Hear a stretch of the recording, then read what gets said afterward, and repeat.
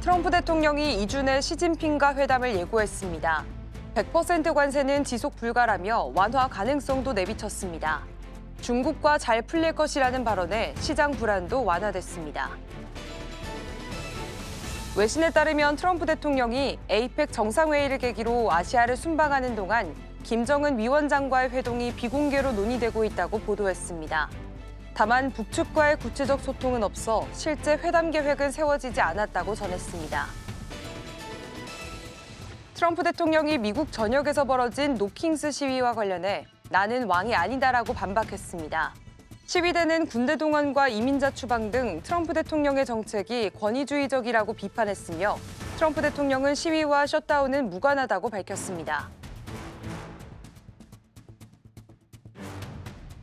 시청자 여러분 안녕하십니까? 출발 증시와이드 1부 시작하겠습니다. 국내 증시, 뉴욕 증시 모두 신고가 부근에서 불안정한 장세가 이어지고 있습니다. 유동성 파티다라는 말도 나오고 있는데요. 단기적으로는 10월 말 에이펙 행사까지 이러한 장세가 이어질 수 있을 것이다라는 분석이 나옵니다. 네, 미국의 중앙은행들이 지역 부실 대출로 우려가 지속되고 있지만요.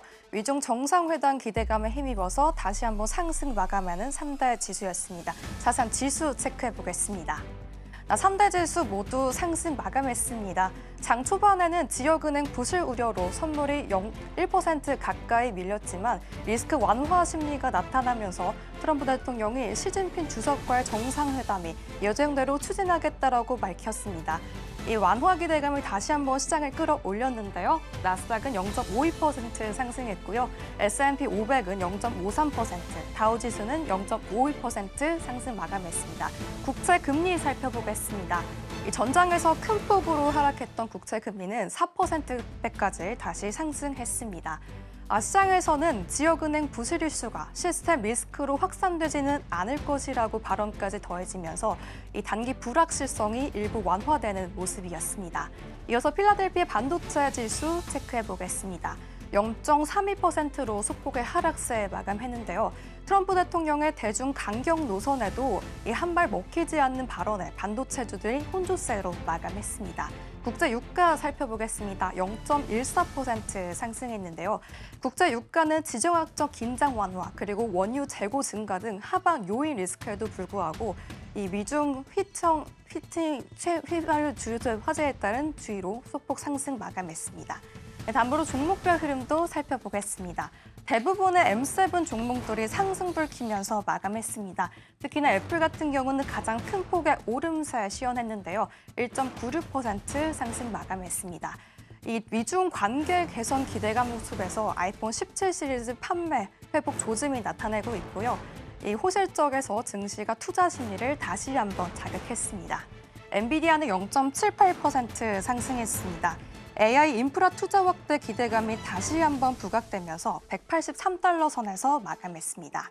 마이크로소프트는 0.39% 속폭의 상승세 보였고요. 아마존은 유일하게 하락했던 종목입니다. 하반기 소비 둔화 우려와 함께 아마존 웹서비스 성장세가 이미 상당 부분 주가에 반영됐다는 우려가 투자 심리를 눌렀던 하루였습니다. 다음 화면 살펴보겠습니다. 알파벳의 주가는 0.73% 상승했습니다. 이 자회사 구글의 AI 기반 검색 광고 효율 개선이 실적 개선 기대감을 높였고요. 유튜브 광고 매출 회복세도 긍정적으로 작용하고 있습니다.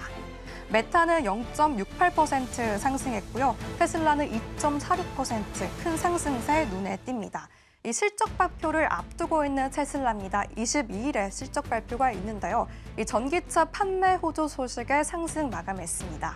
이 머스크 CEO의 대규모 자사주 매입 소식 그리고 중국 생산 확대 소식으로 최근 활기에 긍정적으로 바뀌고 있습니다. 주가도 회복 흐름을 잠시나마 보이고 있습니다. 앞선 2분기 실적 쇼크를 딛고 모멘텀을 다시 살릴 수 있을지 그리고 무엇보다 머스크 CEO가 컨퍼런스 콜에서 어떤 말을 할지 시장에 관심이 모아지고 있습니다. 이렇게 시장에서는 불확실성이 조금이나마 완화되면서 기술주 중심의 안도 랠리가 이어졌습니다.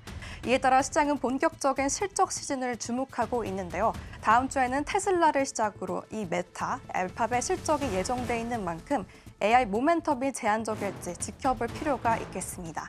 다음으로 저번 주 금요일 마감한 국내장 마감 시황 살펴보겠습니다. 코스피 지수는 0.01% 강보합권 마감하면서 3,748선에서 마감했습니다. 잠시나마 숨고르기 장세를 이어가고 있는데요. 이 장 초반 미증시 하락세로 하락 출발했던 코스피 지수였지만요. 이 무역 협상 기대 그리고 반도체 강세에 힘입어서 상승 전환했습니다. 수급도 살펴보겠습니다.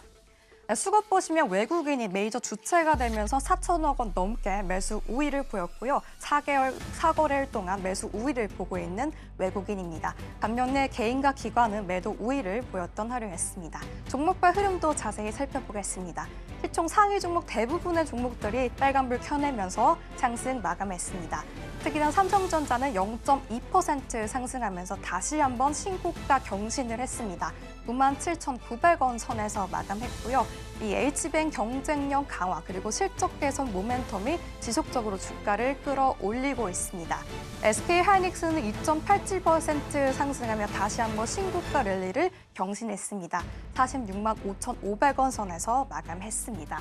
2차 전지주 흐름 역시 아주 좋습니다. LG에너지솔루션 3.1% 상승하면서 43만 4천 원 선에서 마감했는데요. 50인주 신고가를 기록했던 LG에너지솔루션입니다. 이 IRA 수혜 지속과 글로벌 전기차 수요 화제가 맞물리면서 강세를 보이는 모습 포착이 되었습니다. 삼성바이오로직스는 반면에 1.41% 소폭의 하락 마감했습니다. 삼성전자 우선주는 0.13% 상승 마감했습니다. 다음 화면 보도록 하겠습니다. 두산 에너빌리티는 4.18%대 하락 마감했는데요. 이 전일 미국 원전 관련주 급락이 국내 시장에서도 반영된 결과로 풀이되고 있습니다. 한편 두산은 중장기적으로 봤을 때 이 SMR 기술력 그리고 수주 확대 기대감이 아직도 남아 있습니다. 반면 현대차와 기아는 0.41%, 0.72% 상승 마감했는데요. 이 전장에서 관세 협상 기대감 속에 큰 폭의 상승세를 기록했지만 전장에는 다소 쉬어가는 모습이 포착되었습니다. 한화 에어로스페이스는 2.56% 약세 흐름 보여줬습니다. 다음으로 코스닥 지수도 확인해 보겠습니다. 코스닥 지수는 0.68% 하락 마감했는데요. 3거래일 만에 상승세를 막혔습니다. 다음으로 코스닥 수급도 살펴보겠습니다. 네, 수급 보시면요. 개인과 외국인의 순매수세가 들어왔지만 기관은 팔자세를 보였던 하루였습니다. 종목별 흐름도 자세히 살펴보겠습니다. 네, 코스닥 시총상위 종목에는 엇갈린 희비가 보였습니다. 2차 전지주 견조한 흐름 보여줬던 반면 이 제약바이오 섹터는 다소 부진한 모습 포착이 되었습니다.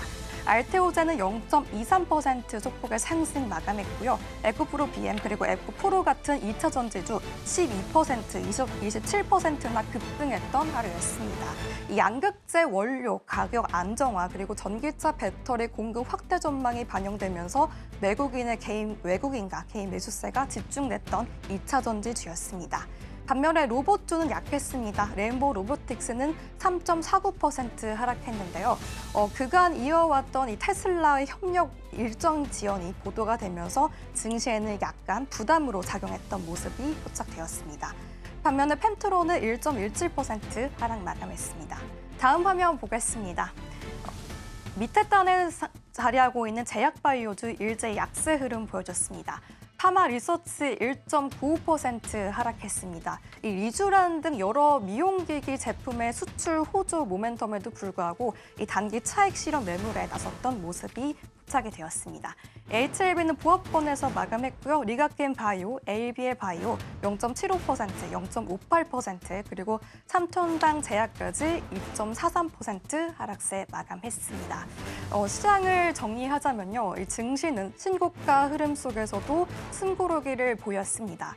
특히나 삼성전자 잠정 실적 발표 시즌이 본격화되면서 이제는 다음 주 발표될 SK하이닉스 그리고 LG에너지솔루션, 현대차 실적 발표가 국내 방향성을 결정한 핵심 변수가 될 전망입니다.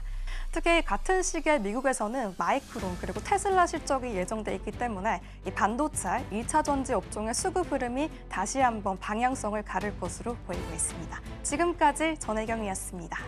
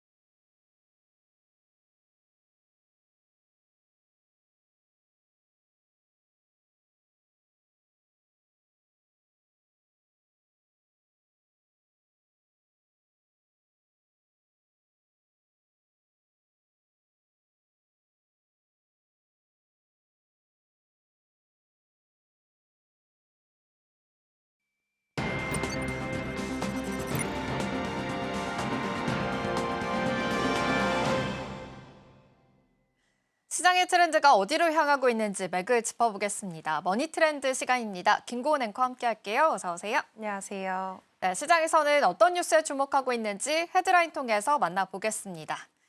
네, 먼저 첫 번째 소식은 삼성전자 HBM4 관련해서 양산육 첫 공개한다라는 소식 자세하게 짚어보도록 하겠고요. 두 번째로는 현대차 소식입니다. 마지막으로 리플 소식까지 짚어보도록 하겠습니다. 그럼 첫 번째 키워드입니다. 삼성전자가 이달 말에 이 사내 최대 규모의 기술 교류 행사인 2025 삼성 기술전을 열게 됩니다. 특히 이번 행사에서는요, 차세대 메모리인 HBM4를 처음 공개한다라고 하는데요. 이번 기술전 어떤 행사인지 먼저 짚어보도록 하겠습니다. 네, 일단 이번 행사는 삼성이 내년 기술 방향을 총정리하는 무대가 되겠습니다. 삼성은 오는 10월 27일부터 31일까지 경기 용인시 삼성 세미콘 스포렉스에서 그룹 차원의 연구개발 성과를 한자리에 모으게 됩니다. 이번 행사는 외부에는 비공개로 진행이 되고요. 사내에서도 사전 예약한 임직원만 참석할 수 있을 만큼 보안이 철저합니다. 그만큼 공개 전 단계의 핵심 기술과 또 신제품을 처음 선보이는 자리라는 의미가 있습니다. 참여 범위도 굉장히 넓습니다. 삼성전자뿐 아니라 삼성 디스플레이, 삼성 전기, 삼성 SDI, 또 바이오로직스와 에피스, 엔지니어링, 물산, 그리고 중공업까지 거의 전 계열사가 참여를 하게 됩니다. 전시 주제는 세 가지인데요. AI 에이전트, 지속 가능성, 그리고 컴퓨팅 앤 네트워크입니다.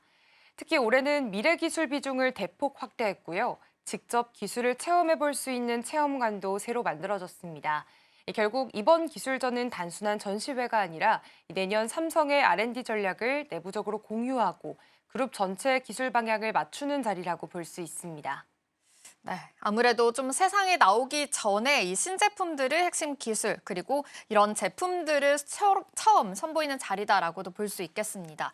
그렇다면 단연코 그 안의 핵심은 HBM4 첫 공개다라고도 볼 수 있겠죠. 이번 행사에서는 구체적으로 어떤 기술들을 선보이게 될까요? 네, 일단 이번 기술전의 가장 큰 주인공은 바로 6세대 HBM4입니다. 이 삼성전자 디바이스 솔루션 부문이 올해 말 양산을 앞둔 HBM4 12단 제품을 처음으로 공개를 하게 됩니다. 이 제품은 세계 최초로 10나노급 6세대 D램 공정이 적용된 차세대 메모리인데요. 기존 제품인 HBM3보다 속도도 빠르고 또 전력 효율과 발열 제어까지 개선된 그런 고성능 제품입니다. 사실 삼성은 HBM 시장에서 한동안 SK 하이닉스와 마이크론에 밀리면서 점유율이 떨어졌지만 최근 들어서는 빠르게 반등을 하고 있습니다. 특히 엔비디아에 공급할 HBM3는 이미 양산 직전 단계이고요. HBM4도 주요 글로벌 고객사들에게 샘플을 출하하게 되면서 본격적인 공급 준비에 들어가게 됐습니다. 시장 조사기관 카운터포인트 리서치에 따르면 삼성의 글로벌 HBM 시장 점유율은 올해 2분기 17%에서 내년에는 30%까지 확대될 전망인데요. 그만큼 HBM4를 중심으로 삼성이 다시 한번 시장의 주도권을 되찾을 가능성이 커졌다는 뜻입니다. 이 밖에도 DS 부문은 이역화소 이미지 센서 기술, 그리고 반도체 전용 AI 기술도 함께 선보일 예정입니다. 또 DX 부문에서는요, 초대형 115형 마이크로 RGB TV, 삼성 리서치에서는 온디바이스 AI 에이전트를 공개하며 갤럭시 생태계의 미래 비전을 제시할 계획입니다. 결국 이번 기술전은 AI와 반도체, 디스플레이, 그리고 가전까지 삼성의 모든 기술력을 총동원해서 기술 초격차를 보여주는 그런 무대가 될 것으로 보입니다. 과연 내년 이후에 삼성이 어떤 방향으로 갈지 가늠해 볼 수 있는 그야말로 삼성 기술 로드맵의 핵심 무대가 될 전망입니다. 네, 아무래도 시장 입장에서는 지금 삼성이 HBM 관련해서 시장 점유율이 올해보다 지금 내년에 30%까지 더 확대될 전망이다라고 보고 있는 상황입니다. 그러다 보니까 HBM4에 대한 공개가 더 중요해질 수밖에 없는 상황인데요. 그렇다면 기술전에 있어서 지금 삼성전자의 실적이라든지 앞으로의 반도체 전망에는 좀 어떠한 영향을 끼치게 될까요? 네, 일단 이번 기술전은 삼성이 반도체 반등을 공식적으로 알리는 무대로 볼 수 있습니다. 일단 삼성전자는 지난 3분기 매출이 86조 원, 또 영업이익 12조 1천억 원으로 시장 예상치를 2조 원 이상 웃도는 깜짝 실적을 냈습니다. 특히 실적을 끌어올린 건 바로 메모리 부문이었는데요. HBM3 공급이 본격화되면서 수익성이 빠르게 회복된 것이 주요 요인으로 꼽히고 있습니다. 여기에 최근 삼성의 원시 디램 수율이 80%에 근접했습니다. 이건 곧 HBM4 양산 체계가 완전히 안정 단계에 들어섰다는 뜻인데요. 이 원시 디램은 단순히 이번 HBM4의 기반이 아니라 앞으로 나오게 될 HBM4E 같은 차세대 제품의 출발점이기도 합니다. 삼성은 이런 기술력을 바탕으로 해서 엔비디아와 TSMC 등 이 글로벌 파트너와의 협력들을 좀 더 강화하고 있고요. AI 반도체 시장에서 다시 한번 주도권을 되찾겠다는 전략으로도 살펴볼 수 있습니다. 또한 올해 상반기에만 연구개발비 18조 원을 집행하면서 역대 최대 규모의 R&D 투자를 기록했습니다. 업계에서는 이번 행사를 기점으로 삼성이 HBM과 AI 그리고 시스템 반도체 이렇게 3대 축 전략을 본격화할 것으로 보고 있습니다. 내년에는 HBM4 양산과 함께 시장 점유율 30%를 회복할 수 있을지 그리고 글로벌 AI 생태계에서의 영향력 확대가 가시화될 가능성이 크다라는 전망까지 나오고 있습니다. 네, 말씀해 주신 대로 지금 삼성은 이번 기술전을 계기로 해서 AI 반도체 시장의 주도권을 다시 되찾아올 것이다라는 전망들이 굉장히 우세한 상황입니다. 10월 말에 예정이 되어 있는 2025 삼성 기술전입니다. 이 속에서는 지금 컨퍼런스 콜까지 예정이 되어 있으니까요. 이전까지 함께 참고해 보시면 좋겠습니다. 그럼 이어서 다음 키워드로 넘어가 보겠습니다. 네, 요즘 현대차가 미국에서 고율 관세 때문에 좀 어려움을 겪고 있는 상황이지만 앞으로의 유럽 시장에서는 그래도 판매량이 늘 것이다라는 이야기까지 같이 나오고 있는 상황입니다. 좀 상반된 흐름이다라고도 볼 수 있겠는데요. 배경 먼저 살펴보도록 하겠습니다. 네, 일단 이번 흐름의 핵심은 바로 지역별 전략의 온도차로 확인해 볼 수 있습니다. 일단 먼저 미국 시장부터 살펴보면요. 현재 현대차는 여전히 25%의 높은 관세를 적용받고 있습니다. 미국이 일본이나 유럽연합에는 15% 수준으로 관세를 낮추기로 합의했지만 한국은 아직까지 후속 협상이 마무리되지 않아서 불리한 상황이 이어지고 있는데요. 이 때문에 3분기 관세 부담만 약 2조 원에 달할 것으로 추정이 되고 있습니다. 현대차의 영업이익은 전년 대비 약 26% 감소한 2조 6천억 원, 기아 같은 경우에도 약 20% 줄어든 2조 3천억 원대로 예상이 되고 있습니다. 관세 부담이 실적 악화로 이어지고 있는 건데요. 하지만 최근 들어서는 분위기가 조금씩 바뀌고 있습니다. 한미 간의 관세 협상이 막바지 조율 단계에 들어갔다는 전망이 나오고 있기 때문입니다. 특히나 이달 말 열리게 되는 에이펙 한미 정상회담을 계기로 해서 최종 합의가 이뤄질 가능성도 거론이 되고 있습니다.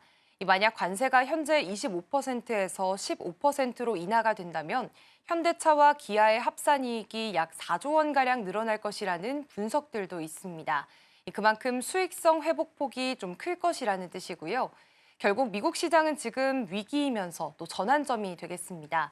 관세 문제가 풀리게 된다면 현대차가 다시 한번 가격 경쟁력을 회복하고 또 점유율을 확대할 수 있는 발판을 마련하게 됩니다. 한마디로 단기적인 어려움 속에서도 반등의 실마리를 찾고 있는 시기라고 볼 수 있습니다. 네, 사실 우리나라 완성차가 지금 현재 25%라는 고율 관세를 받고 있는 상황이죠. 여기에서 15%만 낮아지게 된다면 지금 수익성이 굉장히 많이 회복이 될 것이다라는 전망들도 함께 있는 상황입니다. 그렇다면 반대로 유럽 시장에서는 최근 현대차의 판매량이 크게 늘었다고 합니다. 어떤 판매량에 지금 초점이 맞춰져 있을까요? 네, 일단 지금 유럽은 현대차에게 완전한 반전 무대가 되고 있습니다. 현대차는 지난 9월 오스트리아 승용차 시장에서 1,966대를 판매를 했는데요. 이 전년 같은 기간보다 102% 늘게 되면서 점유율 7.6%로 3위에 오르게 됐습니다. 올해 1월부터 9월까지 누적 판매량도 8,600대가 넘었고요. 작년보다 28% 증가했습니다.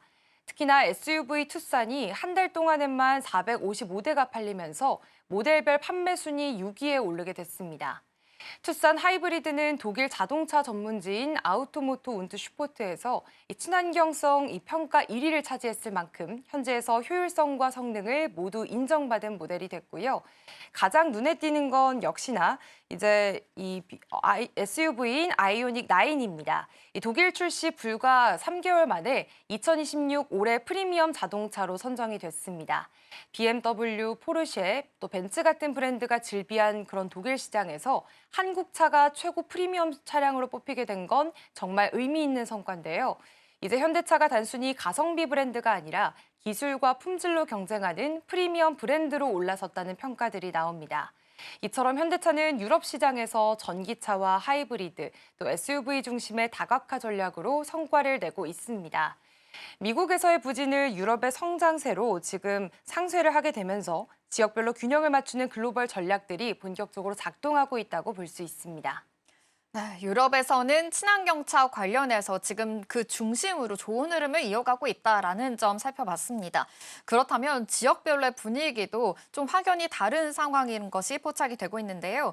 시장에서는 현대차의 실적 전망, 지금 전반적으로 어떻게 바라보고 있을까요? 네, 지금 시장의 시선은 점점 단기 리스크보다는 장기 회복 쪽으로 시선이 옮겨가고 있습니다.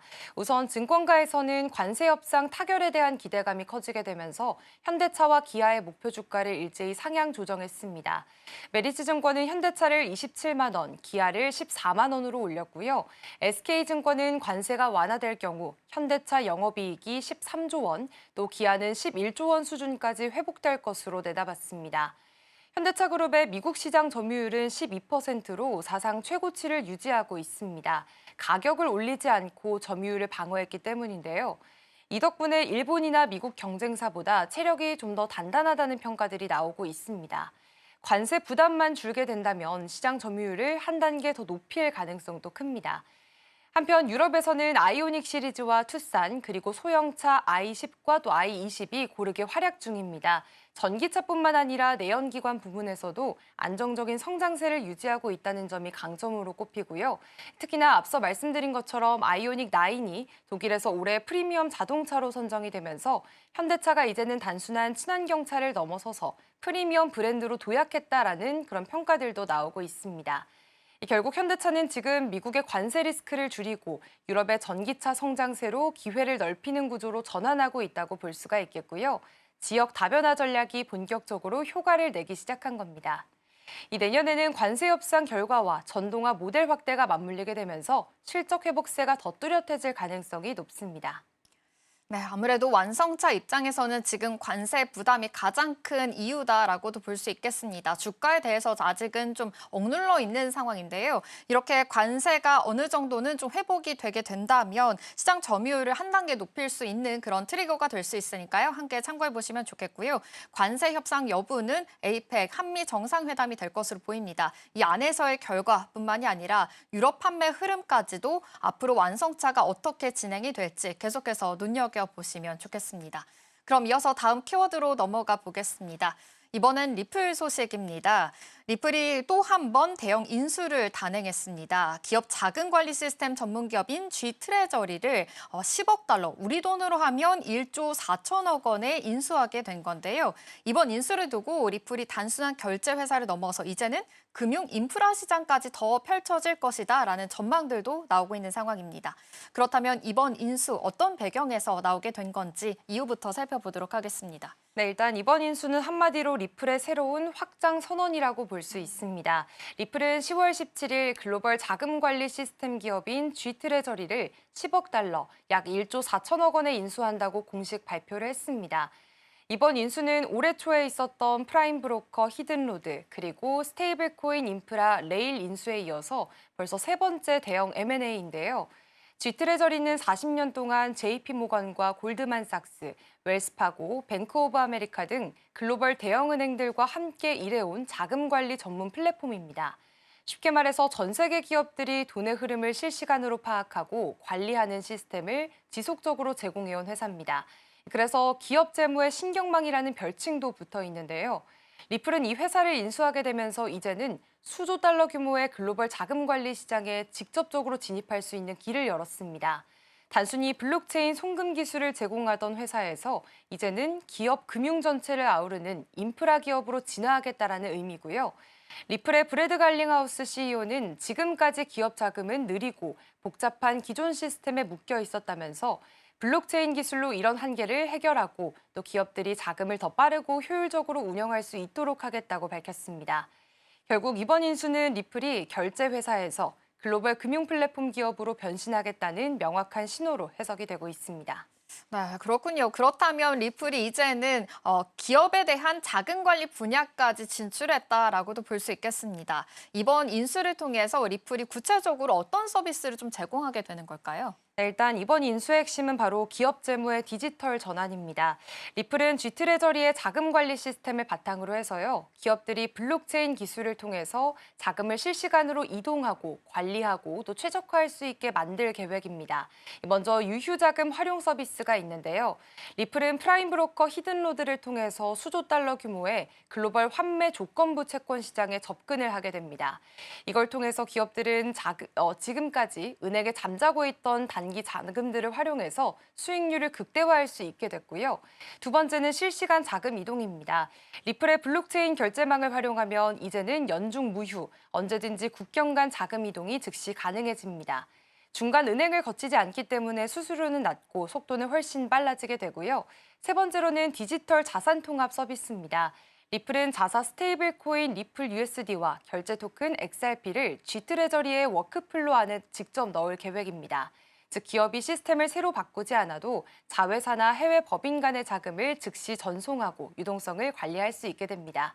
결국 이번 인수를 통해서 기업의 자금 관리 전체를 블록체인 기반으로 옮기는 시도가 되겠고요. 이제 블록체인은 금융 인프라의 중심으로 들어가고 있다는 걸 상징하는 인수라고 볼 수 있습니다. 네, 역시나 리플에게는 단순한 확장이 아니라 사업 모델 자체를 좀 한 단계 끌어올리는 전환점이다라고 볼 수 있겠습니다. 시장에서는 이번 행보에 대해서 어떻게 해석하고 있을까요? 네, 지금 시장에서는 이번 인수를 리플의 금융권 진출 선언으로 바라보고 있습니다. 리플은 지금 기존 금융 시스템과 블록체인을 완전히 연결하는 구조를 만들고 있습니다. G트레저리는 이미 800개 이상의 글로벌 은행은 물론이고요. SAP, 오라클, 넷스위트 같은 글로벌 ERP 시스템과 연동이 돼 있습니다. 즉 리플의 결제망이 이제는 전 세계 기업들의 자금 관리 시스템 속으로 직접 들어간다는 의미고요. 또 리플은 최근 10억 달러 규모의 신규 자금 조달도 추진 중입니다. 이 자금은 디지털 자산 트레저리라는 장기 보관소에 두고 XRP의 유통과 유동성을 안정적으로 관리하려는 목적인데요. 이게 현실화된다면 XRP는 이제 기업 간 결제용 디지털 화폐로 자리 잡을 가능성이 커졌습니다.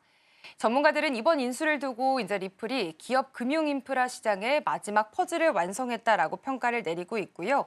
만약 이런 통합이 실제로 이뤄진다면 XRP는 글로벌 결제 시장에서 가장 신뢰받는 디지털 자산 중 하나로 부상할 것이라는 전망들도 나오고 있습니다. 네, 이렇게 G트레저리 인수 소식 전해드렸습니다. 리플이 기업 재무 전반적으로 영역을 넓히겠다라는 포부로 보입니다. 앞으로 주도권을 잡아갈 수 있을지 계속해서 눈여겨보시기 바랍니다. 머니트렌드는 여기서 마치도록 하겠습니다. 김고은 앵커와 함께했습니다. 고맙습니다. 고맙습니다.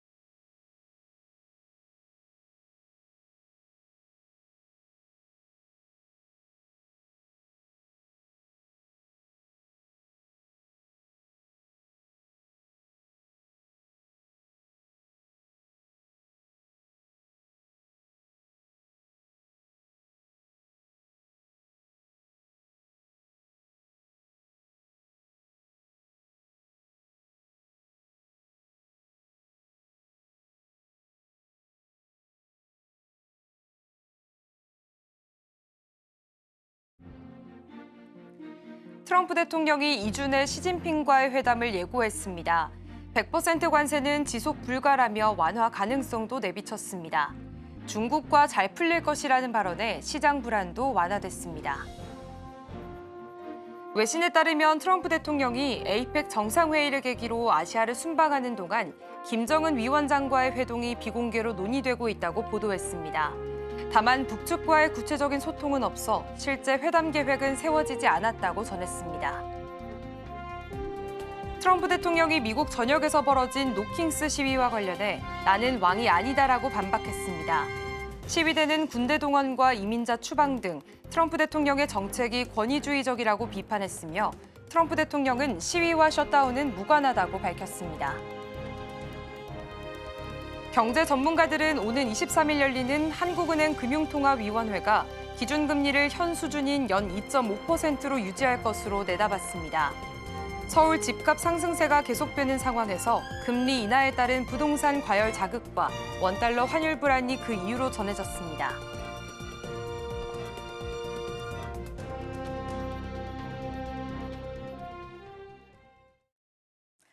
밤사 있었던 뉴욕 증시 이슈와 국내 증시 분위기까지 자세하게 짚어보도록 하겠습니다.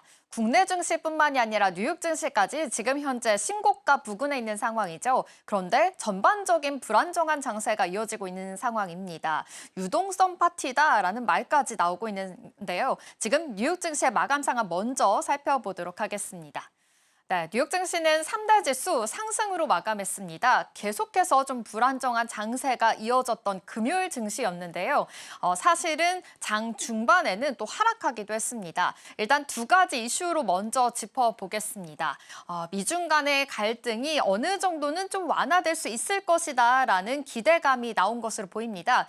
트럼프 대통령이 시진핑 중국 국가주석과 정상회담을 예정대로 진행할 것이다라고 거듭 밝혔기 때문입니다. 2주 내로 시진핑 만날 것 이렇게 이야기하면서 역시 에이펙 행사에 대해서 참석 여부를 아무래도 명확히 했다라는 점 짚어보시면 좋겠습니다. 간밤에도 이 인터뷰를 통해서 이러한 이야기를 내놓았는데요. 지금 미중 간의 무역 협상 매우 잘 되고 있다라고 이야기했고요. 역시나 유화적인 메시지를 내놓기도 했습니다. 그리고 트럼프 대통령이 직접 언급했습니다.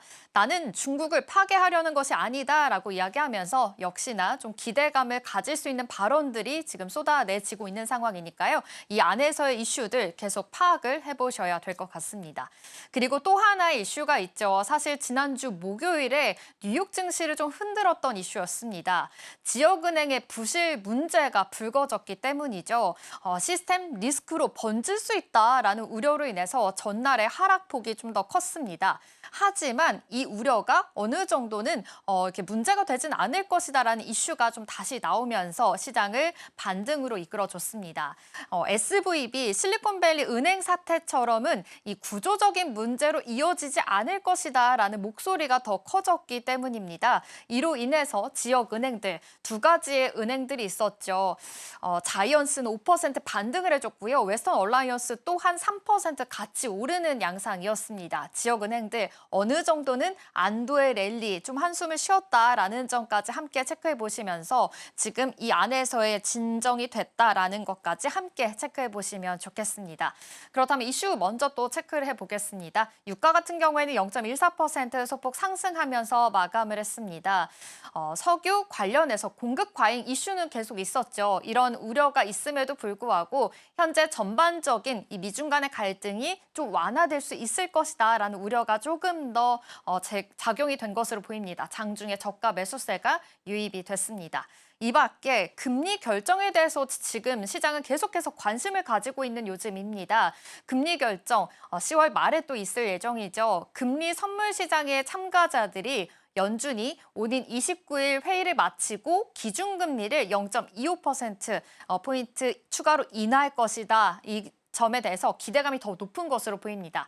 역시나 금리 인하할 것이다라는 거에 초점이 더 맞춰졌다라는 점 보시면 좋을 것 같고요.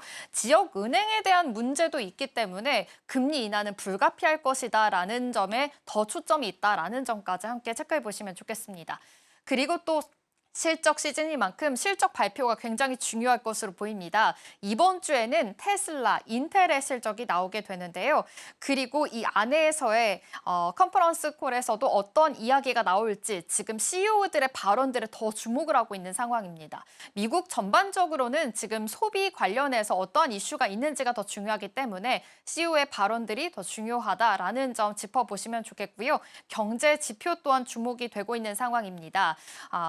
CPI라고 해서 그 소비자 물가 지수에 지금 주목을 하고 있습니다. 사실 CPI 지수가 좀 전에 나왔었어야 했는데 셧다운으로 인해서 밀린 상황입니다. 이번 주 금요일에 나올 예정이니까요. 이 안에서의 경제 지표 또한 어떻게 찍히게 될지 이 점 주목해 보시면 좋겠습니다. 특징주도 살펴보겠습니다. 일단 AMD 같은 경우 헬리오스라는 플랫폼이 본격적으로 지금 양산 단계에 들어갔다라는 이야기가 나왔습니다. 0.6% 소폭 하락하면서 마감은 했지만 역시나 AI 랠리에 대해서 지금 추가로 상승할 수 있을 것이다라는 분석들이 나왔으니까요. 이 플랫폼이 과연 잘 지금 양산이 시작이 될 수 있을지 이 점 주목해 보시면 좋겠고요. 일라이 릴리에서는 이야기가 하나 나왔습니다. 지금 유방암 관련돼서 환자가 생존 기간이 어느 정도는 더 늘어날 수 있을 것이다라는 좋은 이슈가 나왔습니다. 하지만 주가는 2% 하락을 했는데요. 지금 약과 관련해서도 인하해야 된다라는 이슈가 있는 만큼 지금 전반적으로 제약바이오 안에서도 불안정한 흐름들이 이어지고 있으니까요. 이 점까지도 함께 참고해 보시면 좋겠습니다. 그렇다면 전반적으로 어떤 분위기인지 히트맵 통해서도 살펴보도록 하겠습니다. 네, 히트맵 보시면 먼저 엔비디아입니다. 0.7% 상승하면서 마감을 했습니다. 엔비디아와 TSMC가 지금 미국의 애리조나에 위치한 TSMC 공장에서 AI용 블랙웰 칩에 대해서 생산에 사용될 첫 웨이퍼를 성공적으로 제조했다라고 밝혀졌습니다. 지금 엔비디아, TSMC 협업 관계가 그래도 꾸준하게 잘 진행이 되고 있는 상황이니까요. 이 정도 보시면 좋을 것 같고요. 젠슨왕 CEO가 28일부터 31일까지 열리는 에이펙, 이 CEO 서밋에 참석을 할 예정입니다. 또 젠슨왕 CEO가 한국에 들어오게 된다면 또 여러 리더들을 만나게 되고 우리나라 안에서의 경영진 또한 만날 예정이라고 하니까요. 어떤 소식이 나오게 될지까지 눈여겨보시면 좋겠습니다. 이 밖에 오라클도 보겠습니다. 지금 이 히트맵 안에서 가장 빨간불을 좀 켜놓고 있는 기업이다라고도 볼 수 있겠죠. 6% 하락하면서 마감을 했습니다. 클라우드 소프트 기업이죠. 이 오라클이 장기 인공지능 매출 관련해서 대폭 좀 상향했다라는 소식입니다. 이렇게 매출에 대한 목표를 상향했는데도 불구하고 6% 하락한 이유가 있습니다. 바로 주가가 과열 부담이다라는 이슈가 계속해서 좀 불거지고 있기 때문입니다. 월가에서도 목표 달성에 대한 가능성에 대한 회의론이 좀 제기된 만큼 오라클 안에서도 역시나 불안정한 장세 이어지고 있다는 점까지 체크해 보시면 좋겠습니다. 이 밖에 마이크론도 볼까요? 0.07% 소폭이지만 하락했습니다. 중국 서버칩 시장에서 지금 그 시장을 철수한다라는 로이터 통신의 보도가 있었는데요. 중국 간의 갈등이 역시나 지금 확인이 되고 있는 만큼 이 안에서의 주가가 좀 내려졌다라는 점까지 체크해 보시면 좋겠습니다. 이 밖에 메타는 0.68% 상승했습니다. 유럽연합의 빅테크 규제 속에서도 지금 메타가 10대 사용자 보호를 위해서 새로운 인공지능 통제 기능을 발표했습니다. 이 기능이 무엇인가 하고 보니까요. 내년 초부터 인스타그램을 시작하는 부모가 이 10대의 AI 챗봇 대화를 직접 관리할 수 있는 기능을 도입한다고 합니다. 그러니까요, 부모가 이 자녀가 특정 AI 캐릭터와 지금 대화하는 것을 차단할 수가 있다라고 볼 수 있겠고요. 이 자녀가 어떤 주제로 대화하는지 이런 것들을 좀 파악할 수 있다고 합니다. 역시나 지금 보호 차원에서 이러한 기능들이 새롭게 도입이 된다라는 점에서 어느 정도는 상승 랠리가 펼쳐졌다라는 점까지 체크해 보시면 좋겠습니다. 이 밖에 테슬라도 보겠습니다. 테슬라 2.46% 상승하면서 마감했습니다. CEO가 1조 달러 규모 보상안을 그렇게 반대하는 의결권 관련해서 계속 이야기가 나오고 있습니다. 지금 회사 입장에서도 CEO를 좀 보호하기 위한 전략들을 좀 세우고 있다라는 점 체크해 보시면 좋겠고요. 테슬라가 X 계정을 통해서 머스크 CEO는 주주들이 큰 수익을 거두지 않는 한 아무런 보상을 받지 않는다라고 이야기하면서 계속해서 주주들의 승인을 받은 합리적인 구조다라는 점까지 강조를 했습니다.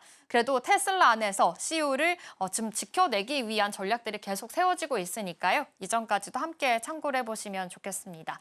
이 밖에 은행주들 한숨을 좀 돌렸다라고도 말씀드렸죠. 카드사 안에서도 그래도 좋은 랠리가 다시금 좀 불거지기도 했는데요. 신용 건전성 관련해서 우려를 딛고 지금 은행들이 견조한 실적을 발표하고 있는 상황입니다. 역시 투자 심리가 좀 흔들렸지만 다시금 개선이 됐다라는 점까지 짚어보시면 좋겠습니다. 이 밖에 제약 바이오도 한번 짚어보겠습니다. 체중 감량제를 제조하고 있는 제약 바이오주, 지금 트럼프 대통령이 약가 인하를 해야 된다라고 이야기했죠. 일라이릴리가 2% 내리는 상황을 가지게 됐고요. 노보노디스크도 3% 하락한 만큼 약가 인하 관련해서도 제약 바이오 종목들 좀 전반적인 투심이 좀 흔들리고 있으니까요. 이 점까지 같이 포착해 보시면 좋겠습니다. 이렇게 전반적인 이 혼조세 보인 가운데 그래도 뉴욕 증시 금요일장에서는 상승하면서 마감을 했습니다. 미중 간의 갈등 관련해서도 그래도 어느 정도는 좀 회복이 될 수 있을 것이다라는 기대감도 있는 것으로 보이고요. 문제가 됐었던 지역은행의 부실 문제 또한 어느 정도는 우려감이 좀 잠재워진 것으로 보이니까요. 이 안에서의 랠리 오늘 밤에는 어떻게 출발하게 될지 이 점 주목해 보시면 좋겠습니다. 그렇다면 국내 증시로 넘어가 보겠습니다. 지난주 금요일에 국내 증시는 어떤 모습이었을까요? 네, 코스피가 또 한 번 강했습니다. 역시 최고가로 마감한 모습인데요. 장중에는 3,790선을 돌파했습니다. 3,700포인트를 넘어선다라는 이야기가 나온 지 얼마 되지도 않아서 이제는 3,800선을 노리고 있는 상황입니다. 코스피 3거래 연속으로 사상 최고치고요. 역시 외국인들의 매수세가 꾸준하게 지속되고 있는 상황입니다. 하지만 코스닥에서는 0.68% 하락했는데요. 알테우젠, 페트론이 좀 부진했습니다. 제약바이오 안에서 아직까지 좀 크게 올라간 모습이 나타나고 있지 않으니까요. 이 안에서의 코스닥 분위기까지 계속 체크를 좀 해보셔야 될 것 같습니다. 하지만 지금 현재 코스피가 계속해서 좀 잘 가고 있죠. 대형주 위주인데요. 반도체에서 자동차도 다시금 올라온 모습이고요. 지난주 금요일에는 2차 전지주가 다시 좀 무섭게 시세를 뿜어줬습니다. 2차 전지주 관련해서는 잠시 후에 자세하게 짚어보겠습니다. 역시나 반도체 두토 빨간불 켜면서 마감을 했고요. 방산주 안에서의 순환매 기억해 보시면 좋겠습니다. 2차 전지 LG 엔솔을 비롯해서 에코프로 그룹주들도 강한 시세를 보여줬고요. 우크라이나 재건 이야기까지 계속 나왔습니다. 지금 트럼프 대통령이 우크라이나와 러시아의 휴전을 위해서 계속 노력을 했었는데 주말 사이에 또 한 번 좀 이야기가 바뀐 것으로 보입니다. 푸틴 러시아 대통령이 트럼프 대통령에게 우크라이나 종식을 원하게 된다면 이 도네츠크 지역을 넘길 것을 또 한 번 요구를 했고요. 우크라이나 쪽에서도 아직까지는 지금 태세 전환을 하지 않은 상황이니까요. 아무래도 이 안에서의 갈등도 아직까지는 좀 치열한 상황입니다. 휴전이 다시금 멀어지는 것이 아니냐라는 이슈가 불거졌으니까요. 이 점도 기억해 보시면 좋겠습니다. 이번 주 굉장히 중요합니다. 한미 관세 협상 관련해서 계속 이야기 나오고 있는 만큼 이 협의 관련된 기추에 대해서 주목해 보시면 좋겠고요. 지금 이 코스피 시장이 계속해서 잘 가고 있는데 2차 전지주마저 올라가다 보니까 높아진 밸류에이션 이야기가 다시금 나왔습니다. 지금 AI 버블이다라는 이야기가 조금은 내려간 상황이지만 역시나 밸류에이션이 지금 높아지고 있다라는 부담감은 있으니까요. 이 점도 기억해 보시면 좋겠고요. 금값 관련해서도 역시나 계속해서 치솟고 있는 상황입니다. 역시 안전자산 쪽으로도 이 랠리가 계속해서 이어지고 있고 10일 연속으로 사자세 행렬 이어집니다. 이번 달 말에 금리 인하를 할 수 있을지 지금 전 세계가 다시 좀 주목을 하고 있는 상황입니다. 금리 인하에 대한 기대감뿐만이 아니라 제약 바이오를 끌어올리기 위해서는 학회 일정도 굉장히 중요합니다. 계속해서 학회들이 또 연이어서 이어지고 있으니까요. 이러한 일정들까지 체크해 볼 필요가 있어 보입니다. 그렇다면 전반적인 흐름을 짚어봤다면 역시나 지난주 금요일에 주인공이다라고 볼 수 있었던 2차 전지주 관련해서도 자세하게 짚어보겠습니다. 2차 전지 관심이 다시 폭발이 됐습니다. 사실 좀 많이 올랐다가 지지부진하게 크게 떨어졌던 좀 주가였던 만큼 다시 이 구원의 투수가 될 수 있을지가 굉장히 중요한 시기가 왔습니다. 17일에요. 에코프로가 27% 급등을 하면서 마감을 했습니다. 거의 상한가 육박했다라고도 볼 수 있겠죠. 에코프로 같은 경우에는 사실 황제주 출신입니다. 그만큼 좀 무거웠던 종목이었었는데 이렇게 다시금 반등을 해줬다라는 점에서 좀 환호를 해줄 수가 있겠죠. 5거래 연속으로 급등을 했고요. 7만 원대를 회복을 한 상황입니다. 2차 전지 대표 종목들 일제히 반등했다라는 점까지 기억해 보시면 좋겠습니다.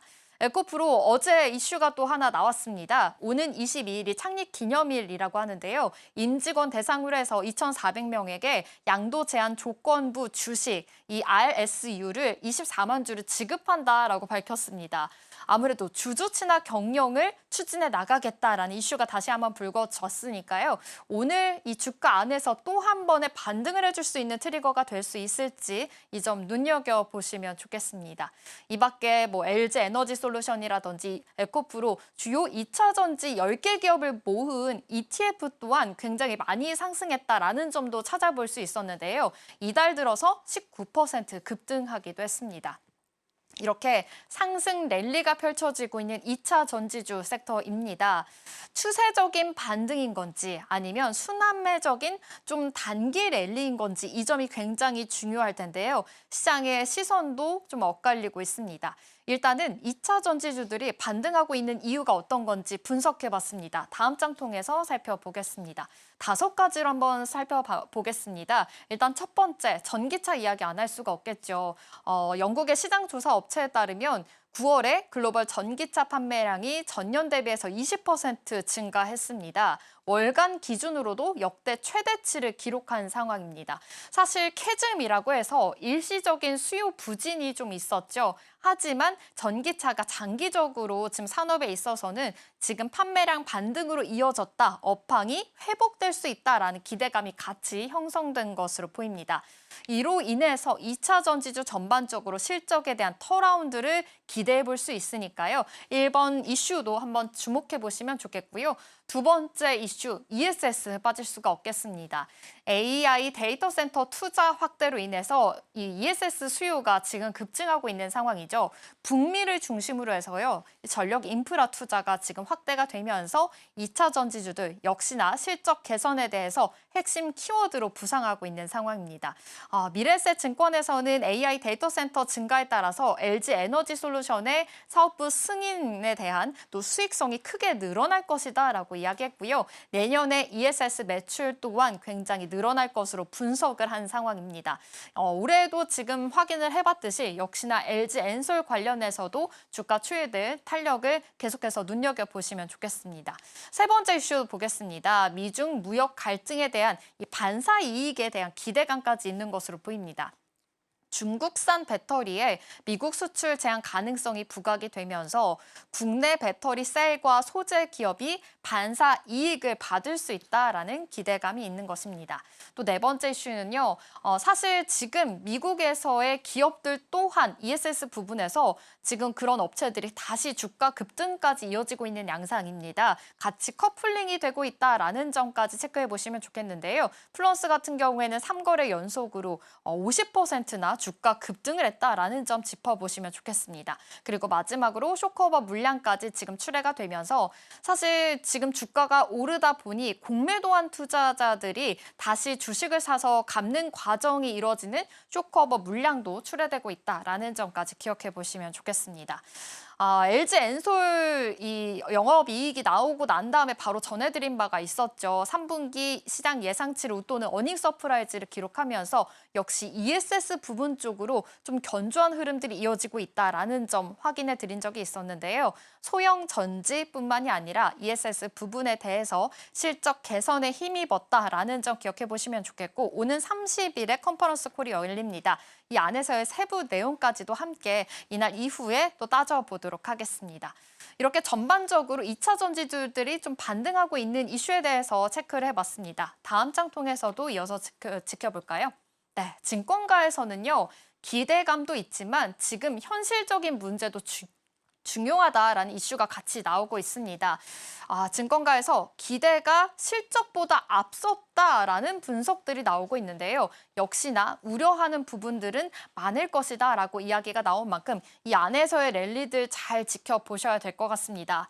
하나투자증권에서는 ESS에 대한 기대감은 커졌지만 양극재 업체들 수혜는 제한적일 것이다라는 분석들이 같이 나왔고요. 하나증권에서도 이익에 대한 기대는 지금 과도하다, 일시적인 요인일 뿐이다라고 이야기하면서 좀 보수적인 입장을 내놓았습니다. NAD투자증권에서도 사실 지금 순환매 성격으로 돌고 있는 거지 실적이 더 나와야 확인이 가능하다라는 점으로 봤습니다. 실적 조정 후에 접근하는 것이 바람직하다라는 이야기를 내놓았으니까요. 이 포인트들 잡으면서 투자 전략들 세워보셔야 될 것 같고요. LS증권 입장에서도 지금 고성장이지만 비중 자체는 굉장히 낮다라는 이야기 나왔습니다. 지금 전기차 수요에 지금 실적이 달려있는 만큼 이 점도 굉장히 확인이 필요하다라고 증권가에서는 역시 기대감보다는 현실적인 이유들을 더 많이 보여줬으니까요. 이 랠리들 계속 기억을 해보시면 좋을 것 같습니다. 그럼 역시 밸류 체인도 굉장히 중요하겠죠. 2차 전지 안에서는 어떤 종목들이 있는지 다음 장 통해서도 살펴보도록 하겠습니다. 본체, 셀 관련해서도 역시 3사 굉장히 중요하다라는 점 짚어보시면 좋겠고요. 요즘 양극재와 음극재 관련해서도 종목 추이가 굉장히 대단합니다. 이 안에서의 랠리들 기억해보시면 좋겠고 LFP 배터리, 전고체 배터리, 나트륨 배터리까지 배터리 소재 안에서의 랠리들까지 자세하게 짚어보시면서요. 투자 포인트들 잘 세워보시면 좋을 것 같습니다.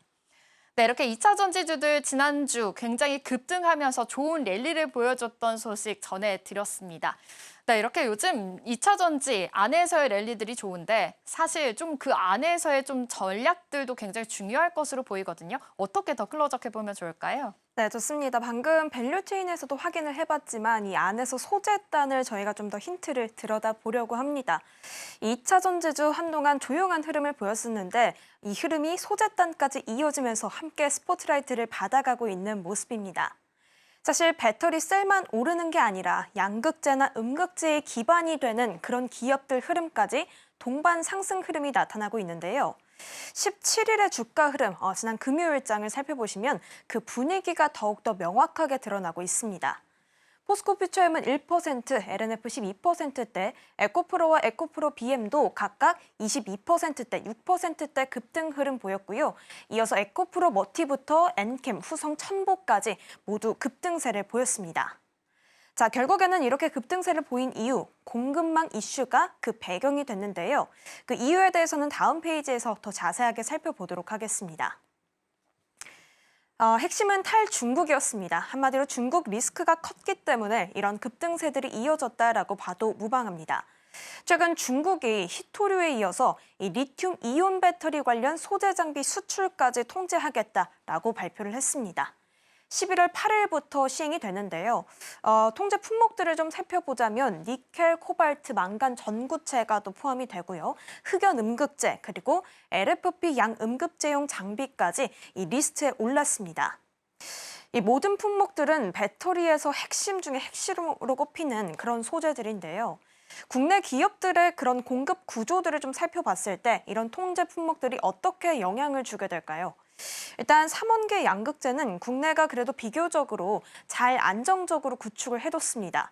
하지만 여기에 포함되어 있는 LFP 양극재, 중국 의존도 굉장히 높습니다. 그렇기 때문에 장비 도입에 차질이 생길 수 있습니다. 음극재 라인도 비슷한데요. 중국이 전 세계 생산의 70에서 80%를 차지하고 있는 상황에서 국내 흑연 의존도도 사실상 100%에 가까운 상황입니다. 결국 배터리 핵심 소재의 탈중국이 이 산업 안정성의 관건으로 떠오른 상황입니다. 결국 이 조치가 본격적으로 시행되기 전에 이 공급망 체계를 확실히 갖추지 못한다면 바로 공급망 불안이 현실화될 수밖에 없는 부분이겠죠. 그렇기 때문에 시장에서는 자연스럽게 이 중국 밖의 대안으로 눈을 돌리게 됐습니다. 이 글로벌 배터리 시장의 최대 화두는 그렇기 때문에 누가 중국 의존도를 줄이느냐 여기에 달려있게 됐습니다. 따라서 중국 의존도가 낮거나 현지 생산 능력을 잘 갖춘 기업들이 오히려 기회를 잡으면서 주목을 받아가고 있습니다. 자, 그럼 다음 페이지에서 대표적인 기업들을 좀 살펴볼까요? 바로 포스코 퓨처엠이 그 첫 번째가 되겠습니다. 양극재와 음극재를 동시에 생산하는 국내 유일 기업이죠. 양극재 같은 경우에는 배터리의 출력과 용량을 담당하고요. 음극재는 충전 속도와 수명을 좌우하는 부분입니다. 그런데 포스코 퓨처엠 최근에 큰 대형 호재가 하나 나왔습니다. 글로벌 자동차 기업과 6,700억 원 규모의 해외 장기 계약 공급을 체결했습니다. 2017년부터 4년 동안 계약이 이루어질 텐데요. 천연 흑연 음극재를 공급하는 내용이고 이 계약을 연장하게 된다면 최대 10년 동안 총 1조 7천억 원 규모로 공급을 키울 수 있게 됩니다. 이번 계약이 특히나 시장의 주목을 받는 이유는 사실 전 세계 흑연의 80% 이상을 앞서 설명해드렸듯이 중국이 생산하고 있습니다. 하지만 포스코 퓨처엠은 이 탈중국화를 이루어 나가고 있는 기업입니다. 비중국 공급망을 이 흑연 안에서 보완을 한 대규모 생산자라는 점이기 때문에 시장에 눈길이 쏠리고 있는 부분이고요. 그렇기 때문에 업계에서는 이 글로벌 완성차 기업이 포스코 퓨처엠의 기술력과 공급망 독립성을 인정한 결과다라고 보고 있습니다. 실제로 포스코 퓨처엠 중국에 전혀 의존하지 않고 완전한 독립 공급망을 확보하고 있는 흐름들도 많이 확인을 해볼 수가 있습니다. 아프리카에서는 흑연 원광을 좀 확보하고 있고요. 이를 국내로 가지고 와서 이 구형 흑연 가공 공장과 그리고 음극재 공장 생산 라인을 자체적으로 구축을 하고 있습니다. 이러한 흐름들 덕분에 계속해서 주목을 받아가면서 포스코 퓨처엠의 최근 주가 흐름들을 살펴보더라도 3거래일 만에 약 18% 급등하는 모습들 확인해 볼 수 있습니다. 이 공급망이 완전히 한국 안에서 자립된 구조라는 게 시장에서 가장 높게 평가하고 있는 부분입니다. 이 중국 리스크가 앞서 커지고 있다라고 말씀을 드렸는데 흑연과 리튬 수출을 계속 조이게 된다면 중국의 의존도가 높은 회사들은 아무래도 흔들릴 수밖에 없습니다. 하지만 포스코 퓨처엠은 그 공백을 메우는 대표 주자로 부상하게 됐습니다. 자, 또 다른 주인공도 살펴볼까요? 바로 LNF가 되겠습니다. LNF 또한 비중국 계열입니다. 리튬과 LFP 양극재 공급업체로 주목을 받고 있습니다. LNF 같은 경우에는 3분기에 또 흑자 전환 기대감까지 함께 나오고 있는데요. 주가 또한 마찬가지로 급등하는 흐름들 최근에 포착할 수가 있습니다. 자, 그럼 LNF에 이렇게 시장에 관심을 받는 그런 핵심 요소들은 어떻게 될까요? 두 가지 정도로 좀 꼽을 수가 있겠는데요. 먼저 ESS 수요가 폭증하고 있는 상황을 저희가 또 짚어봐야겠습니다. 계속해서 AI와 함께 이야기를 할 때 언급하는 부분이 되겠습니다. AI 데이터 센터가 늘어나면서 전력 인프라 중요성이 커졌죠. 그렇기 때문에 안전성이 높고 또 수명이 길고 비용 절감까지 갖춘 이 ESS용 LFP 양극재가 각광을 받고 있습니다. 결국 AI 수혜가 2차 전지로까지 이어지고 있는 모습들을 확인해 볼 수 있는데요. KB증권은 또 이렇게 말했습니다. 지금 비중국 LFP 양산을 준비 중인 사실상 국내 유일 기업이다라고 말하면서 판매자 우위 시장이 이 LFP 안에서 커질 가능성이 높다라고 분석했습니다. 결국 덕분에 LNF의 2026년에서 2030년 연평균 매출 성장률 전망 또한 상향 조정을 했고요. 목표 주가 또한 11만 원에서 13만 원까지 상향 조정하는 모습들을 확인해 볼 수가 있습니다. 자, 그렇다면 다음 요소들은 어떤 것들이 있느냐라고 살펴본다면 아무래도 테슬라 수혜를 또 함께 받아가고 있는 기업이기 때문에 이 부분을 짚어봐야겠습니다. 테슬라 모델 Y 주니퍼 효과가 발동이 된 건데 인도가 본격화되면서 양극재 판매량이 전분기 대비해서 38% 증가할 것으로 예상이 됩니다. 모델 Y 주니퍼에 그치는 게 아니라 사실 타 모델에서도 LNF의 고니켈 NCM의 양극재가 적용이 되면서 경쟁사 대비해서 출하 흐름이 차별화될 것이다라는 평가가 이어지고 있습니다. 추가적으로 LNF의 최근 흐름들 좀 포착해 봤을 때 최근에 인터배터리 2025 전시회가 개최가 됐습니다. 이곳에서 LNF가 국내 최초 LFP 양극재 양산 기술과 또 미국 현지 생산 계획까지 공개를 했는데요. 결국 이러한 흐름들도 확인을 해봤을 때 글로벌 공급망 안정성까지 확보하고 그리고 현지 수출 확대에 나선다라는 전략들을 우리가 더 확인해 볼 수가 있었습니다. 좋습니다. 두 번째로 이 테슬라에 대한 이야기를 해서 이 테슬라 효과로 좀 이어지는 2차 전지 소재의 다른 기업도 좀 확인을 해볼까 하는데요. 다음 페이지에서 좀 확인을 해봤을 때 애경케미칼을 한번 가지고 와봤습니다. 국내에서 드물게 이 나트륨 배터리용 하드카본 음극재를 자체 개발하고 있는 기업입니다. 이 나트륨 배터리 같은 경우에는 리튬보다는 원자재 확보가 쉽습니다. 그리고 가격도 저렴하기 때문에 대형 전기차보다는 ESS나 이런 소형 전기차에 사용이 되고 있습니다. 사실 테슬라의 최근 행보들을 봤을 때도 AI나 로보택시뿐만 아니라 ESS 사업까지 확대하고 있는 만큼 이 애경케미칼 같이 소듐 배터리 기술을 보유한 기업도 이 새로운 투자 대안으로 떠오르고 있는 상황까지 저희가 간략하게 짚어볼 수가 있겠습니다. 자, 그렇다면 다음 페이지로 또 넘어가서 이런 현상들 조금 한마디로 정리를 이제 해볼까 하는데요. 전반적으로 지금 탈중국 기조가 계속 이어지고 있는 상황이다라는 거를 확인해 볼 수 있습니다. 그리고 국내 기업들이 그 틈새를 파고들고 있는 모습까지 체크해 볼 수 있는데요. 대표적으로 두 기업을 오늘 가지고 왔습니다. 포스코퓨처엠은 비중국 음극재 체인, 그리고 LNF는 LFP 양극재 기술로 시장의 주목을 받아가면서 국내 소재주 전체가 반등 트리거를 얻고 있는 모습 확인해 볼 수 있습니다. 실제로 최근에 주요 소재주 주가 또한 지난 일주일 동안 10에서 20%대 상승세를 보였다는 점 숫자로 이미 증명을 한 바가 있습니다. 자, 하지만 마찬가지로 리스크도 저희가 좀 살펴봐야겠죠. 사실 전문가들은 이렇게 말합니다. 이번에 2차 전지가 급등한 이유는 실적이 탄탄해서가 아니라 좀 순환매적인 성격이 강하다라고 좀 보고 있습니다. 그렇기 때문에 아직까지는 완전한 회복이라고는 볼 수 없고요. 초기 회복 단계다라는 평가들이 이어지고 있습니다. 그리고 4분기에는 완성차에 대한 재고 조정까지 예정이 되고 있고요. 그리고 여기에 더해서 니켈 가격이 상승하고 있기 때문에 마진 압박도 좀 남아있는 상황입니다. 자, 하지만 우리가 리스크도 살펴봤지만요. 추가적으로 글로벌에서 시그널을 얻을 수 있는 부분이 또 하나 있습니다. 이번에 이달 이제 에이펙 행사가 정상회의가 이제 열리게 되는데 이 정상회의 참석차 중국의 CATL 회장이 국가주석과 함께 또 방한을 한다고 합니다. 방한을 하는 기간 동안 이 국내 주요 배터리 소재와 장비 기업과 함께 만남을 가진다고 하는데요. 제품을 구매하는 방안을 논의한다고 합니다. 사실 미중 갈등의 여파로 중국 또한 미국 수출길이 막히게 됐죠. 그렇기 때문에 배터리 밸류체인이 좀 잘 갖추어진 한국산 부품과 소재 구매 확대를 점검하기 위해서 방안을 함께 한다고 합니다. 자, 결국 이 지점들이 글로벌 배터리 공급망 재편과 한국 기업의 입지 강화에 중요한 신호가 될 수 있을지는 지켜봐야겠습니다. 지금까지 오늘 전반적으로 말씀드린 내용 탈중국 체인이 메인 포인트가 되겠습니다. 이러한 상황에서 포스코퓨처엠과 LNF 중국 의존도가 낮은 대체 공급처로서 글로벌 관심을 한몸에 받고 있는데요. 이번에 반등을 하게 된 부분이 더 나아가서 이제는 순환매적인 성격에 그치는 게 아니라 실적 기반까지 탄탄하게 갖추어지는 구조적인 변화로 이어갈 수 있을지 이 4분기에 관건이 되겠습니다. 지금까지 마켓 클로즈업이었습니다.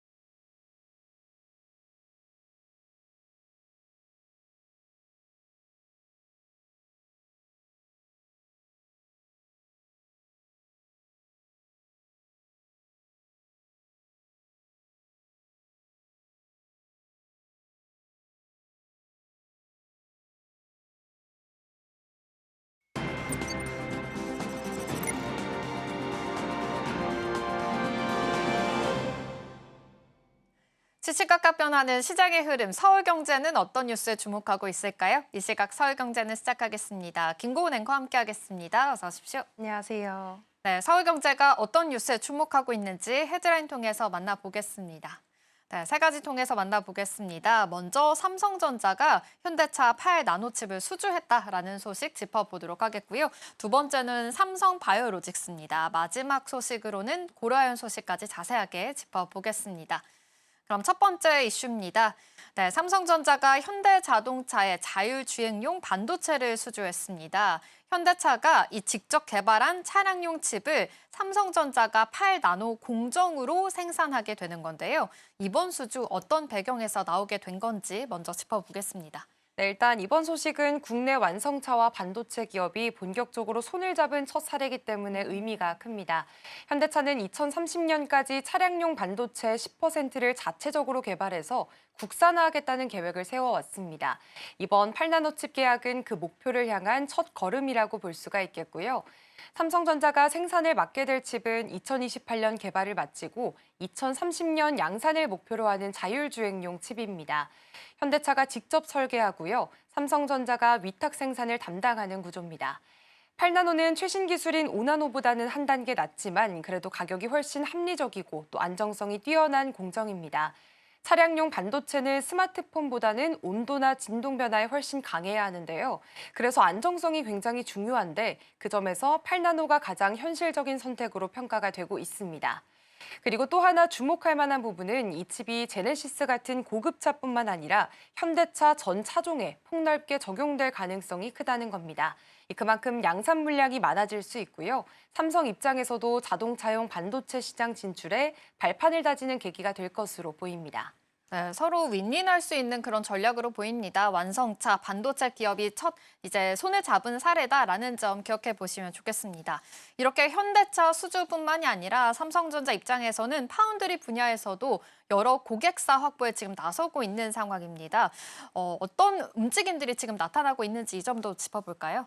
네, 지금 삼성전자가 요즘 파운드리 시장에서 정말 빠르게 움직이고 있습니다. 일단 먼저 지난 7월에는요. 테슬라의 이 차세대 자율주행용 AI 칩을 약 22조 원 규모로 수주하면서 큰 주목을 받았습니다.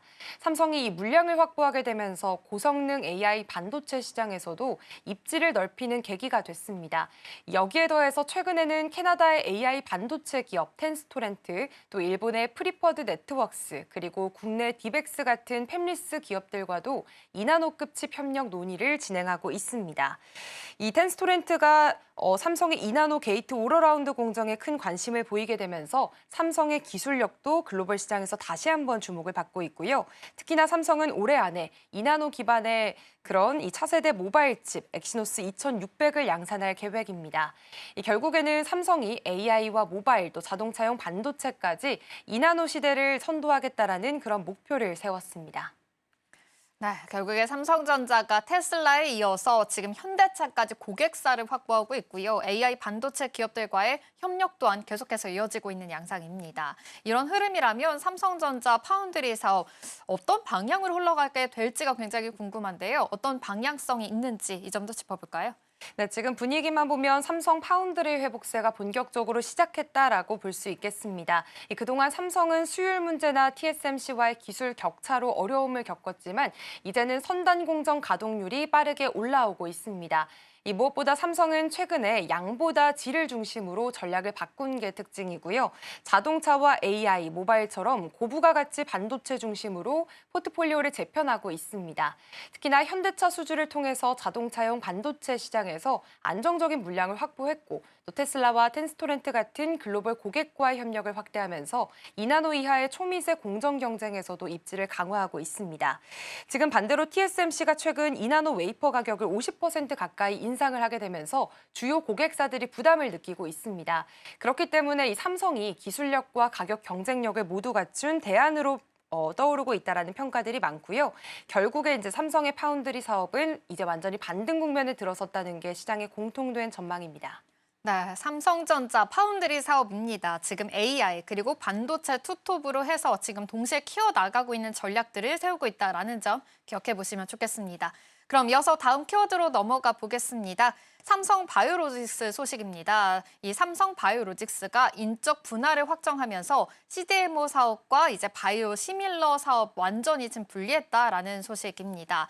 이번 분할 구체적으로 어떤 내용인지 먼저 짚어보겠습니다. 네, 일단 이번 분할 같은 경우에는 이 삼성 바이오로직스가 투자 부문을 떼어내서 새로운 회사인 삼성 에피스홀딩스를 만들게 됐습니다. 기존 삼성 바이오로직스는 그대로 CDMO 사업을 계속 맡게 되고요. 신설되는 삼성 에피스홀딩스는 자회사 삼성 바이오에피스의 지분 100%를 승계해서 바이오 시밀러 중심의 지주회사 역할을 하게 됩니다. 이번 안건은 지난 17일 인천 송도에서 열린 임시주총에서 출석 주주의 99.9%가 찬성을 하면서 통과가 됐습니다. 그만큼 시장에서도 필요성을 폭넓게 공감한 사안이었다라는 의미인데요. 이 주주들은 기존 지분율에 따라서 삼성 바이오로직스와 삼성 에피스홀딩스의 주식을 약 65대 35 비율로 나눠 받게 됩니다. 분할 기준일은 11월 1일이고요. 거래 정지 기간을 거쳐서 11월 24일 두 회사가 각각 변경 상장과 재상장될 예정입니다. 삼성 바이오로직스 측은 이번 분할로 인해서 두 사업의 이해상충 문제를 해소하고 각 회사가 독립적인 의사결정 체계를 갖춰서 경쟁력과 주주 가치를 높이는 계기가 될 것이라고 설명을 했습니다. 네, 결국에는 CDMO 그리고 바이오시밀러 사업이 각각 따로 떨어져서 독립적인 체제를 갖추게 되는 건데요. 그렇다면 이렇게 분리한 이유가 또 있을까요? 네, 사실 삼성 바이오로직스는 지금 전 세계 제약사들의 의약품을 대신 개발하고 또 생산하는 CDMO 사업을 하고 있습니다. 그런데 자회사였던 삼성 바이오에피스는 복제약인 바이오 시밀러를 만드는 회사인데요. 그런데 문제는 이런 구조가 고객사 입장에서는 혹시 우리가 맡긴 신약 기술이 복제약 쪽으로 새어나갈 수 있지 않을까 하는 불안 요인으로 보였습니다. 삼성 바이오로직스는 이번 분할을 통해서 이런 오해를 확실히 없애고 순수 CDMO 기업으로의 정체성을 명확히 한 겁니다. 결국 고객사와의 신뢰를 강화하면서 수주 경쟁력을 더 높이려는 전략이고요. 이제 두 회사는 각자 본업 강화에 집중을 하게 됩니다. 삼성 바이오로직스는 2030년까지 8개 공장, 총 132만 리터 규모의 생산 능력 확보를 목표로 하고 있습니다. 이미 4공장은 풀 가동 중이고 5공장은 내년부터 매출이 잡힐 예정이고요. 또 올해 말에는 6공장 착공 결정도 앞두고 있습니다.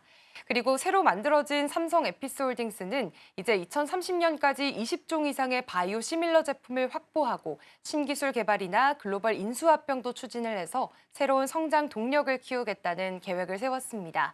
결국 시장에서는 이제 이 두 가지 사업이 모두 본업에서 경쟁력을 높일 수 있을 것이라는 긍정적인 평가가 나오고 있습니다. 네, 역시 이렇게 순수 CDMO 기업으로 좀 발전을 하면서 고객과의 신뢰를 강화해 나가겠다라는 취지로 보입니다. 그렇다면 이번에 인적 분할이 앞으로의 실적이나 주가에 어떤 영향을 미치게 될지도 굉장히 궁금한데요. 시장에서는 어떻게 바라보고 있을까요? 네, 일단 이번 분할은 단기적으로는 안정을 줄 수가 있겠고요. 또 중장기적으로는 기업 가치 상승으로 이어질 가능성이 큽니다. 우선 삼성 바이오로직스는 이번 3분기에 지금 사상 최대 실적이 예상이 되고 있습니다. 매출은 약 1조 6천억 원, 영업이익은 6천억 원 안팎으로 이미 1분기 최고치를 넘을 전망이고요. 이번 분할로 인해서 순수 CDMO 기업이라는 신뢰가 확실해지면서 글로벌 고객사와의 수주 경쟁력은 더 높아질 거라는 분석들이 나오고 있습니다. 한편 새로 만들어지는 삼성 에피스홀딩스는 자회사인 삼성 바이오에피스의 실적이 곧 기업 가치를 좌우하게 되는데요. 현재 장부가 기준으로 약 3조 2천억 원 규모지만 3분기 매출이 4,700억 원, 영업이익은 1,200억 원으로 전년보다는 40% 이상 성장할 것으로 보여지고 있습니다. 결국 시장에서는 이번 분할로 인해서 두 회사 모두 본업 경쟁력을 높이게 되면서 중장기적인 주주 가치가 상승할 것이라는 기대감이 계속해서 커지고 있습니다.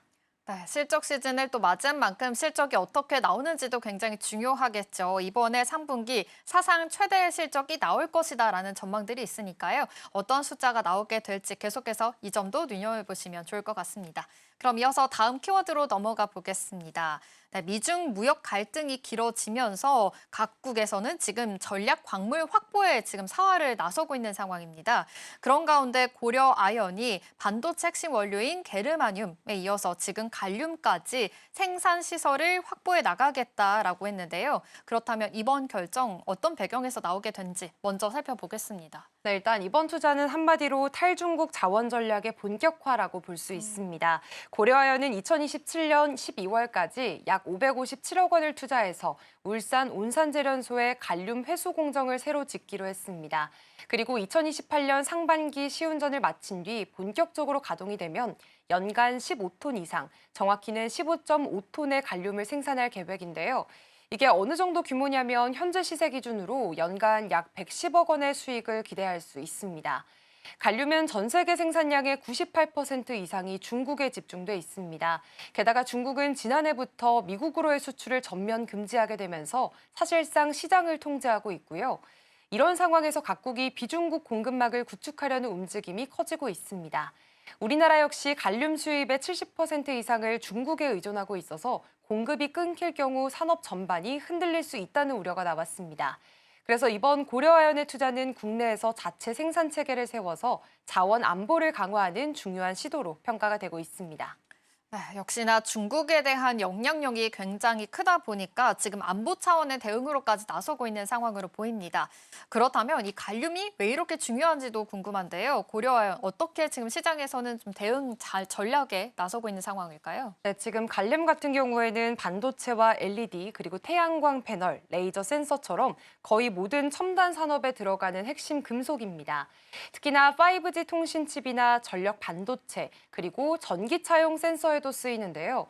그래서 첨단 산업의 비타민이라고 불릴 정도로 매우 중요한 광물입니다. 그런데 최근 중국이 갈륨 수출을 제한하게 되면서 가격이 계속해서 오르고 있습니다. 이 때문에 한국이나 일본, 미국 같은 제조국들은 이제 갈륨을 자체적으로 생산하거나 또 중국의 공급망을 확보하는 게 사실상 생존 전략이 됐습니다. 고려아연은 이런 상황에 맞춰서 이미 게르마늄 생산 공장도 함께 짓고 있고요. 게르마늄 역시나 중국이 통제 중인 전략 광물로 꼽힙니다. 앞서 미국 로키드 마틴과 공급망 협력 MOU를 체결해서 게르마늄을 포함한 핵심 광물을 안정적으로 공급하기로 했습니다. 결국에 고려아연은 게르마늄부터 갈륨 그리고 인듐으로 이어지는 전략 광물 생산 체계, 이른바 이 3축 라인업을 구축하게 되면서 국내 유일의 핵심 광물 허브 역할을 강화하고 있습니다. 네, 결국에는 이번 투자가 국가 자원 안보뿐만이 아니라 공급망 안정에도 지금 계속해서 큰 영향을 줄 것으로 보이고 있는 상황입니다. 그렇다면 이번 행보가 앞으로의 산업 전반에는 어떠한 의미가 또 있을까요? 네, 지금 이제 글로벌 첨단 산업 경쟁은 누가 더 안정적인 이런 광물 공급망을 확보하느냐가 핵심이 됐습니다. 이 고려아연은 이번 갈륨 공장 신설로 인해서요, 기술 자립도를 높이는 동시에 공정 과정에서 나오는 부산물로 인듐을 연 16톤 이상 추가 생산할 계획인데요.